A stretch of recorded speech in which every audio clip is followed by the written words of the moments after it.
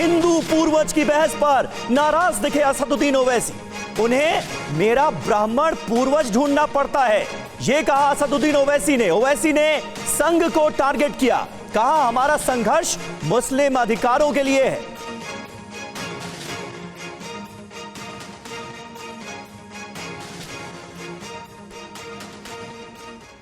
तो देखिए, कुल मिलाकर ब्राह्मण पूर्वज की बात पर बिफरे एआईएमआईएम चीफ असदुद्दीन ओवैसी। वो कहते हैं कि ये मेरे लिए हमेशा हास्यास्पद होता है कि जब संघियों को एक वंशावली गढ़नी होती है तब भी उन्हें मेरे लिए एक ब्राह्मण पूर्वज ढूंढना पड़ता है। हम सभी को अपने कर्मों का उत्तर स्वयं देना होगा। हम सभी आदम और हव्वा की संतानें हैं। जहां तक मेरी बात है, मुसलमानों के समान अधिकारों और नागरिकता के लिए लोकतांत्रिक संघर्ष आधुनिक भारत की आत्मा की लड़ाई है। यह कोई हिंदू फोबिया नहीं है, यह कहा असदुद्दीन ओवैसी ने, जो कि एआईएमआईएम के नेता हैं। तो असदुद्दीन ओवैसी ने क्या कहा ये हमने आपको बता दिया। आइए अब आपको ये बताते हैं कि एआईएमआईएम के चीफ असदुद्दीन ओवैसी के पूर्वजों की कहानी कैसे शुरू हुई। बिग वॉल के जरिए सारी इंफॉर्मेशन आपके सामने। हिंदू पूर्वज पर ओवैसी का जो जवाब है वो क्यों सामने आया है, क्यों ये कहा गया है, ये भी आपको बताते हैं। दरअसल सोशल मीडिया पर असदुद्दीन ओवैसी के पूर्वजों की चर्चा चली, बाकायदा एक्स पर इसको लेकर लिखा गया। ब्राह्मण तुलसी राम दास को उनका परदादा बताया गया और इसी के बाद ओवैसी की तरफ से बयान।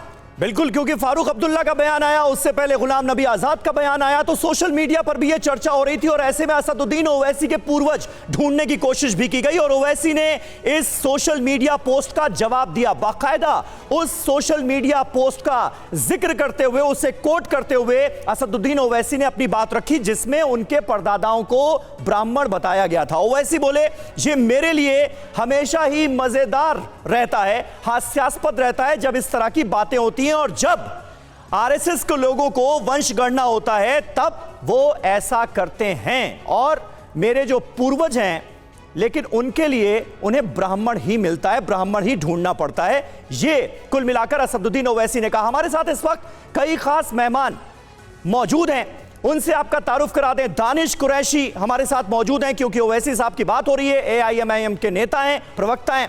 अनिला सिंह प्रवक्ता हैं भारतीय जनता पार्टी की, वो हमारे साथ मौजूद हैं। लेकिन आज हमने खास व्यवस्था की है।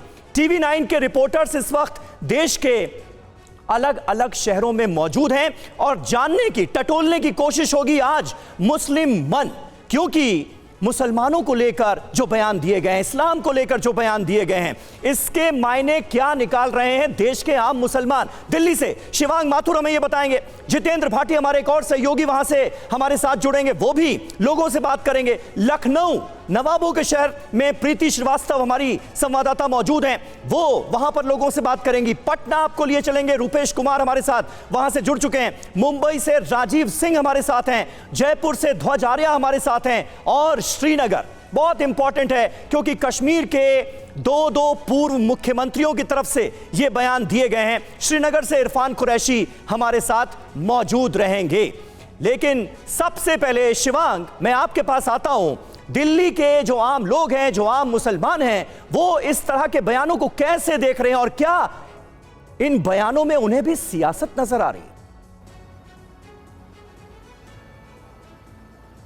बिल्कुल, मैं सीधे आपको ले चलता हूं। ये दिल्ली के जो आम मुस्लिम लोग हैं उनसे हम बात करते हैं। इमाम साहब, पहले अपना नाम बताएं। मोहम्मद अखलाक। अच्छा साहब, मुझे ये बताएं कि जो गुलाम नबी आज़ाद का बयान आया है उसके ऊपर एक कंट्रोवर्सी पूरे देश में छिड़ी हुई है। फारूक अब्दुल्ला ने भी उसके ऊपर स्टेटमेंट दिया, दूसरे लोग भी उसके ऊपर राजनीति कर रहे हैं। जो बयान में कहा गया है कि इस्लाम 1500 साल पहले आया और उससे पहले तमाम लोग हिंदू थे, वो कन्वर्ट हो गए। क्या लगता है आपको इस वक्त जब चुनाव करीब आ रहे हैं इस तरह के स्टेटमेंट क्यों आ रहे हैं? सबसे पहले तो मैं आपका स्वागत करता हूं कि आप इंटरव्यू लेने के लिए इस बारे में यहां आए और मोहतरम गुलाम नबी आज़ाद जी ने जो इस वक्त ये बयान दिया है, ये इस वक्त के तनाजुर के हिसाब से बयान देना उनका ठीक नहीं, मुनासिब नहीं, माहौल को ख़राब करने वाली बात है, एक सियासी बात है।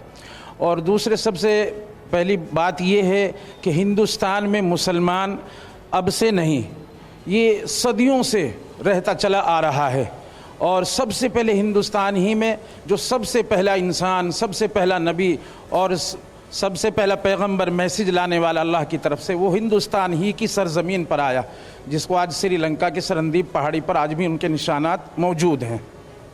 फिर उसके बाद में हज़रत आदम से हज़रत मुहम्मदुर रसूलुल्लाह सल्लल्लाहु अलैहि वसल्लम तक मैसेज लाने वाले हमारे पैगंबर आते रहे।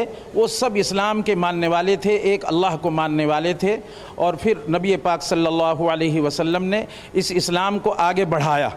वो कोई नया दीन नहीं लेकर आए, नया मज़हब नहीं लेकर आए, वो पुराना इस्लाम जो शुरू से अल्लाह ने भेजा था उसी को उन्होंने फैलाया और उसी को आम किया, उसी की इशाअत की।